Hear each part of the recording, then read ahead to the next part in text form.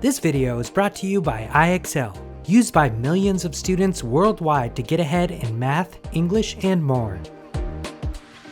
Are you ready to regroup tens and ones?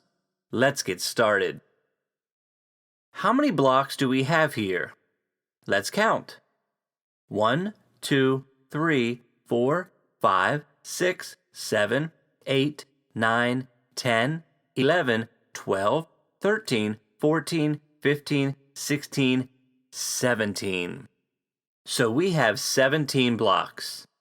When we have a number bigger than 10, like 17, we can put 10 of those blocks together to make one 10.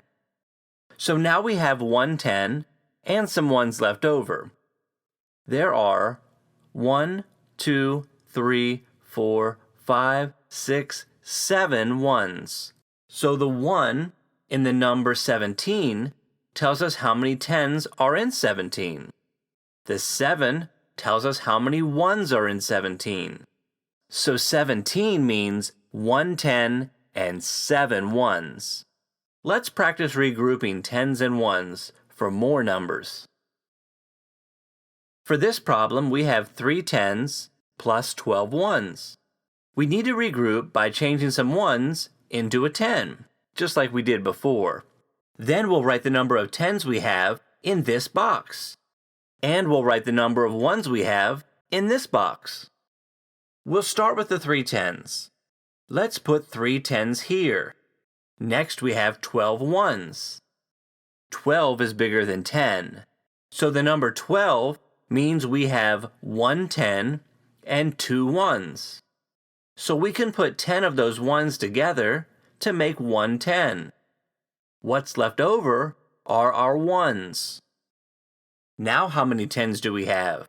We had 3 10s, and now we've regrouped one 10. That gives us a total of 4 10s. Let's write 4 here.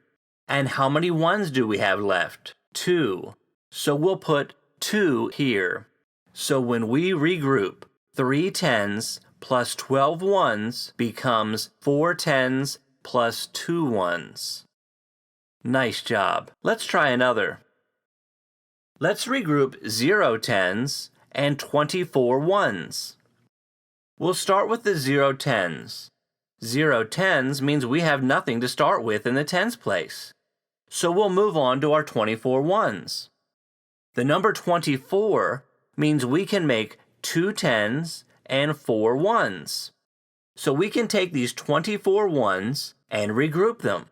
We'll put 10 1s together to make one 10, and move this 10 to the tens place. We still need another 10, so we'll regroup again. Let's put 10 more 1s together to make another 10, and move that 10 into the tens place too. What's left over are our 1s. Now, how many 10s do we have? 2. So we'll write 2 here. And how many 1s do we have? 4. We'll write 4 here.